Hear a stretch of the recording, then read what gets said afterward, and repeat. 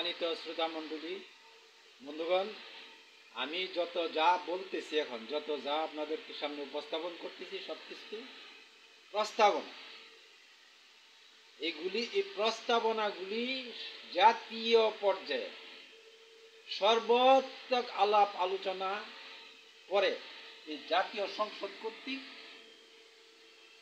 একটা আইন নিয়ম নীতির ধারণা আগে প্রণয়ন করে অনুমোদন করাই নিতে হবে, কাজ করতে হবে যাই করবে।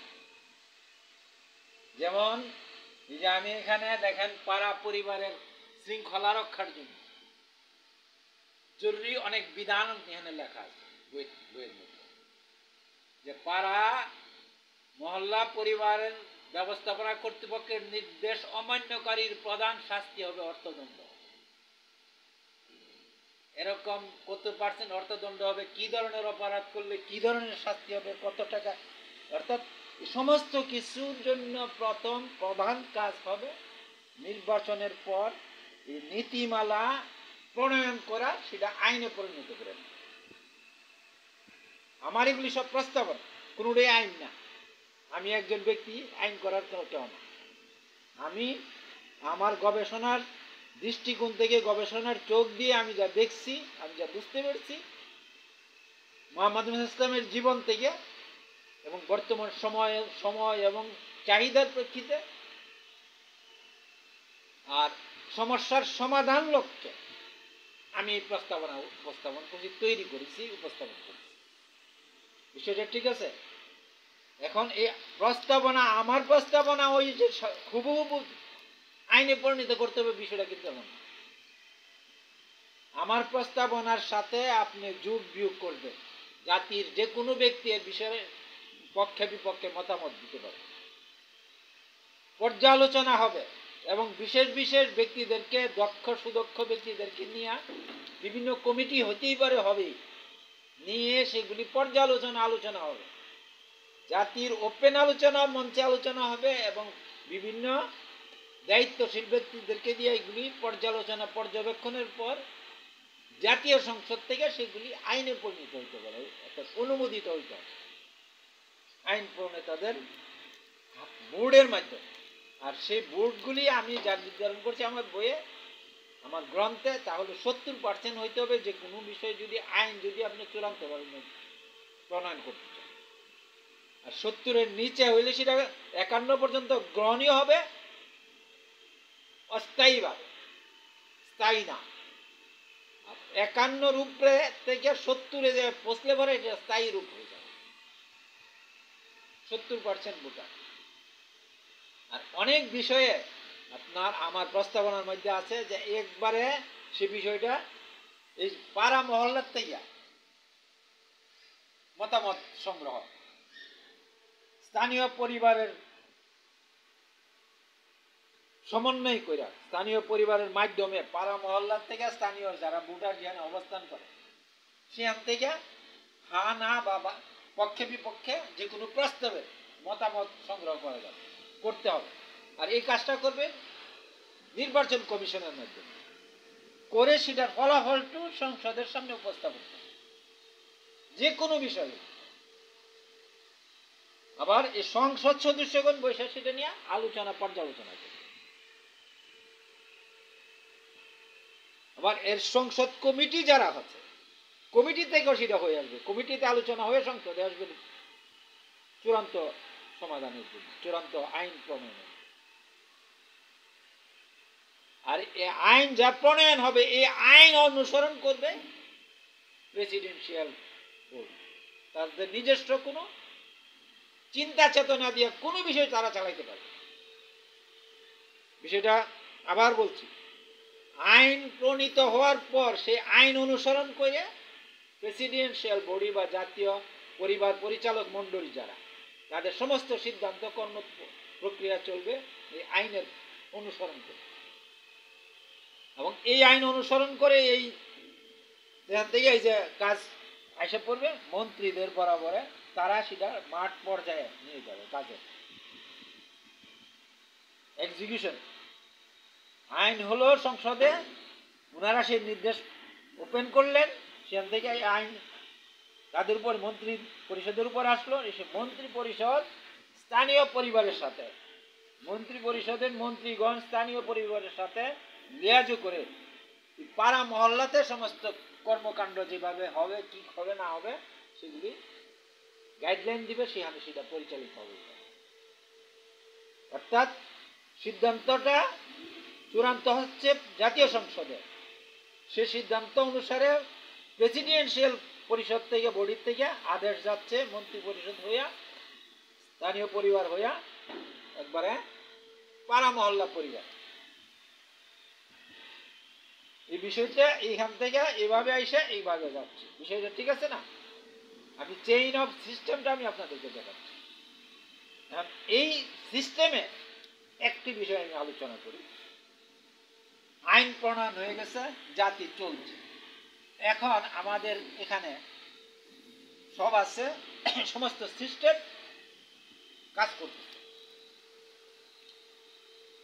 বিশেষ কোনো মরুভূমি দেশ তো আমাদেরটা না, আমাদেরটা নদী প্রধান দেশ। নদীর ভাঙ্গন হইতে পারে প্রবল, বা কোথাও ভূমিকম্প হইতে পারে। আর আমাদের দেশের কমন যে সমস্যা দেখা দেয় সেটা হলো বন্যা। এখন কোন অঞ্চলে ব্যাপক বন্যা দেখা দিয়েছে, এমনকি এই কাজটা কিভাবে পরিচালিত হবে, এটার মোকাবেলা করতে পারতে এটা সাধারণ মানুষকে, সেখানে যারা আফেক্টেড তাদেরকে সেবা দিতে হবে। প্রচলিত আইন বা বিধিবিধান তেমন একটা নাই বলে যে যার মতো এলাকার থেকে চাঁদাবাজি করে চাঁদা নিয়ে যাচ্ছে,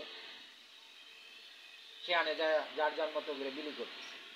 এ সমস্ত পারিবারিক ব্যবস্থার মাঝে চলার কোনো প্রয়োজনও নাই, সুযোগও নাই, এবং এটা চালাইতেই পারবে না, কারণ এটা দিলেই আর দেওয়ার কোনো সুযোগই থাকবে না। আপনি সিদ্ধান্ত এখান থেকে হবে, মন্ত্রী মধ্যে সেটা চলে যাবে যে এলাকায় স্থানীয় পরিবারে, স্থানীয় পরিবার যে এলাকা, যে কয়টা স্থানীয় পরিবার এফেক্টেড, তাদের মধ্যে যে দায়িত্বশীল ব্যক্তি আছেন, হ্যাঁ, যা দায়িত্বশীল বলতে যারা নাকি পরিচালনা পরিষদের সদস্য, কারণ একটা ফ্লাড, একটা বন্যা, এটা তো সবার জন্য, এটা তো বিশেষ কোনো এক ব্যক্তির দায়িত্বের মধ্যে রাখবে, সবার জন্য। এই সবগুলি মানুষ সক্রিয় হয়ে পড়বে। নেতৃত্ব এখানে দিবে, মার্টিনের দ্বারা নেতৃত্ব দিবে মন্ত্রী সাহেব, আর তার সহযোগী থাকবে পাড়া মহল্লার অর্থাৎ স্থানীয় পরিবারের পরিচালনা পরিষদ। এর সাথে যুক্ত হবে প্রত্যেকটা পাড়া, যে পাড়া মহল্লাগুলি এফেক্টেড হয়েছে, শুধু তারা না, দেশের সমস্ত পাড়া মহল্লার এই নির্বাচিত প্রতিনিধিগণ।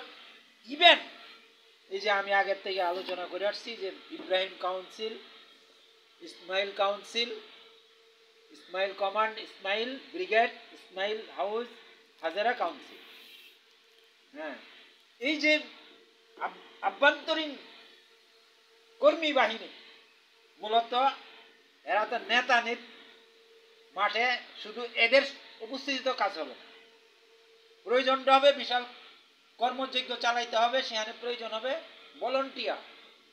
সেটা সেনাবাহিনী যা প্রচলিত নিয়মে কাজ করে প্রেসিডেন্টের অধীন, সেটা তো করবি। ব্যাপক প্রয়োজনে এখান থেকে আমরা ইব্রাহিম কাউন্সিলের বয়োজ্যেষ্ঠদেরকে বাদই দিই, তারা পরামর্শ দিবেন, এটা আগের থেকে বলা আছে। কিন্তু ইসমাইল কাউন্সিল এবং ইসমাইল কমান্ড এরা সেবা দেওয়ার জন্য, এদের বয়সের কারণে, এরা হলো 15-এর ঊর্ধ্বে 25, আর এরা হলো 25-এর ঊর্ধ্বে 40। এই দুইটা গ্রুপ শত শত না, প্রয়োজনে আপনার হাজার হাজার লক্ষ লক্ষ কর্মী এখানে পেয়ে যাবে। শুধু একটা মেসেজ পাঠাইলেই হবে যে এই মহল্লা থেকে তোমরা চলে আসো তোমাদের সদস্যদেরকে নিয়ে। আপনি সেখানে পুনর্গঠন কাজ করবেন, অর্থ নাই, আমরা গায়ে খাইটা করে দিই, আপনার মেসেজটা পাঠাই দেন পাড়া মহল্লাতে, যে এক এক পাড়ার থেকে, এক এক মহল্লার থেকে এই সমস্ত সংগঠনের মাধ্যমে, এই সংগঠনের সাথে যে পুনর্বাসন প্রকল্পের জন্য যাকে দায়িত্ব দেওয়া হবে, যে যে বাসস্থান বিভাগে দায়িত্ব পাবে, তার নেতৃত্বে এখান থেকে 20 জন করে চলে আসবে, প্রত্যেক পাড়ার থেকে, প্রত্যেক মহল্লা থেকে 10 জন, 5 জন, 20 জন করে চলে আসবে। তারপরে যদি এইভাবে গোটা দেশ থেকে আসে, কত কত লোক আপনার প্রয়োজন, সমস্ত শক্তি আপনি নিয়ে ঝাঁপাইয়া করেন, সমস্ত সমস্যার দ্রুত সমাধান হয়ে যাবে, সবার অংশগ্রহণ হবে। আর অর্থ যাদের কাছে আছে, অর্থ যেখানে প্রয়োজন, সে অর্থের জন্য যে শিল্প পরিবার থাকবে, হ্যাঁ, কৃষি পরিবার থাকবে, এই সমস্ত অঙ্গ সংগঠন হিসাবে পাড়া মহল্লার স্থানীয় পরিবারের সাথে থাকবে। সেগুলি আমি এখন আলোচনায় আনি না, সেগুলি আমার বইয়ে লেখা আছে, এখানে আলোচনা আসবে এটা পরে। কারণ শুধু সাংগঠনিক প্রশাসনিক যেই রাষ্ট্রীয় কাঠামো সেটা নিয়ে বর্ণিত হচ্ছে, কিন্তু তার রাষ্ট্রীয় কাঠামোর সহকারী শক্তি হিসাবে শিল্প পরিবার থাকবে, কৃষি পরিবার থাকবে, হ্যাঁ, পরিবহন পরিবার থাকবে, হ্যাঁ, শ্রমিক পরিবার থাকবে। তাদের কাছ থেকে আমরা বিভিন্ন বিষয়ে কিভাবে সাহায্য নিব, কিন্তু ওই সমস্ত পরিবারের সদস্যগণ কেউ কোনো জায়গাতেই কোনো ভোটার হবেন না, কোনো নীতি নির্ধারক হবেন না, তারা শুধু আহ্বান পাইলে তাদের সামর্থ্য অনুসারে সহযোগিতা করবে। বন্ধুগণ, বিষয়টি জাতি পরিচালনা বিশাল বিষয়, হাজার হাজার ভিডিও করলে শেষ হবে না। তবে আমি সংক্ষেপে সব দিকেই কম বেশি আলোচনা করে রেখে চাচ্ছি। আমরা একটি বিষয় নিয়ে তাইলে আলোচনা করলাম এখন, যদি একজন মন্ত্রীর মাধ্যমে এই পাড়া মানে রেসিডেন্সিয়াল বডি থেকে এইভাবে কাজগুলি পরিচালিত হবে, পাড়া মহল্লাকে ইনভলভ করে সমস্ত কর্মী বাহিনী কিভাবে পাবেন, কিভাবে কাজটা দ্রুত করতে পারবেন, কত সহজে করতে পারবেন, তার বর্ণনা দিলাম।